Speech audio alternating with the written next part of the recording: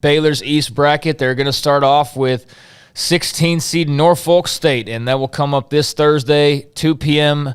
Or is it a 1 p.m. start time? Am I looking at East Coast? Yeah. 1 p.m. start time for the Baylor men against Norfolk State, and that's where the party will get started. So your thoughts?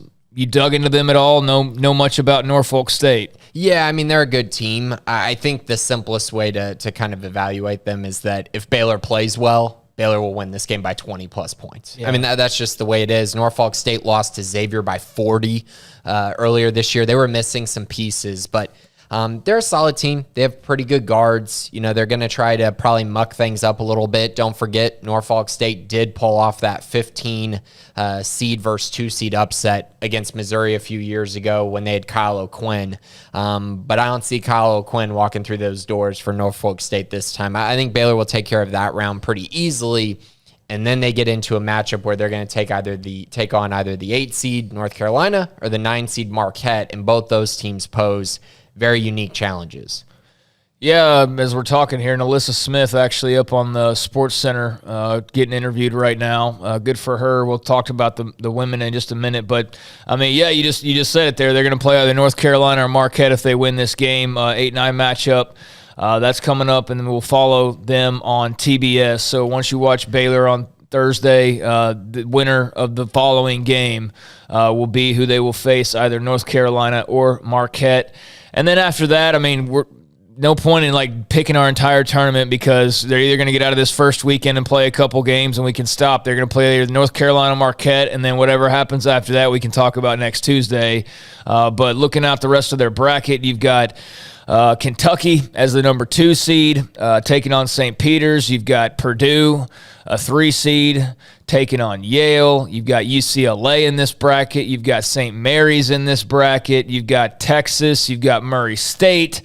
And then you get to North Carolina and Marquette. And then beyond that, hopefully you're not worrying about, 10 seeds and beyond other than your first round matchup unless somebody happens to, upset somebody and you run into them. But, I mean, just those first, 9 seeds in this bracket are all pretty name-valued teams or, basketball schools, which I said on the show yesterday, you always got to be wary of a team that doesn't play football or you don't know them for playing football. And that's, definitely the case in this bracket with teams like St. Mary's, certainly sticking out.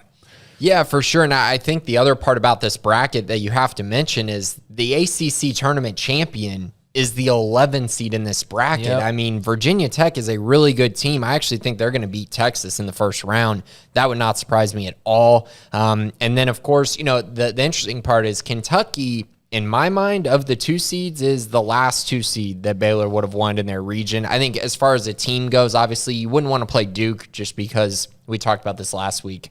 It's Coach K's last year. If you have a chance to go to the Final Four, you might be playing 5-on-8. But talent-wise, Kentucky is very, very good. They're going to be tough to beat, and they could have easily been a 1 seed had they won the SEC tournament. Purdue, another team that's been really, really good all year. And of the 3 seeds, I think they're very, very good. I think they might be the toughest matchup for Baylor of all the 3 seeds in this tournament as well, just because of their size. I mean, Zach Day and Travion Williams, those are some big dudes down low that could get Flo Thamba into foul trouble. So, yeah, like you said, we'll see how the lower half of the bracket plays out. But one team that I want to keep an eye on and one team that I think Baylor fans should be cheering for is St. Mary's. Because I do not think St. Mary's can beat Baylor in a Sweet 16, but I do think UCLA could. And I know a lot of people have been talking about, St. Mary's could make a run, and yeah, they could, but I really would like Baylor's chances in that matchup much more than I would against UCLA with Johnny Juzang, a team that returned a ton off of a team that just made the Final Four a year ago. So this is a tough region. I think Baylor's going to be a popular team for people to have them getting upset in the second round.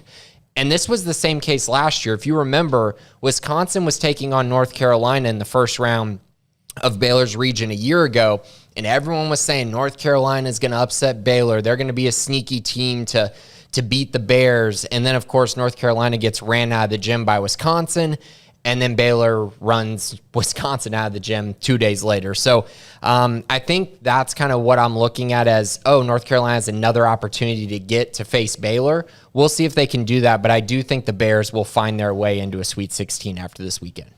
Yeah, I would think Sweet 16 is probably the bare minimum expectation. I mean, that's a worthy, lofty accomplishment to get to a Sweet 16. I know folks will want more, but I'm definitely eyeing them at least that far. Yeah, I think most people probably are. You just need North Carolina to not play like they did a week and a half ago when they played at Cameron Indoor. You need them to not play like that. Yeah, and you can't worry about too much about it being North Carolina either. Yeah. I mean, oftentimes you can overrate them just because of what their name is. And I'm not saying they're overrated. I'm just saying that every year if you run into North Carolina in the bracket, everybody's like, oh, man, there's North Carolina. And some years that might matter, and some years that's not really the North Carolina you're thinking of. I mean, with this Baylor team, I mean, I think they can beat anybody and they can lose to just about anybody, depending on how they're shooting and how they're playing. I mean, if they shoot like they did against Oklahoma, they're going to be out in a quick second. I mean, that was their bugaboo in the Big 12 tournament, was just simply not being able to shoot, and Oklahoma being able to shoot. And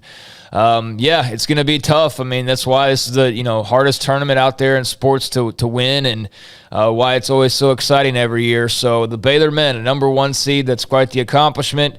And they will get started on Thursday against Norfolk State. And then hopefully, once they get past that, which I think everybody expects them to, it'll be either North Carolina or Marquette there in the next round.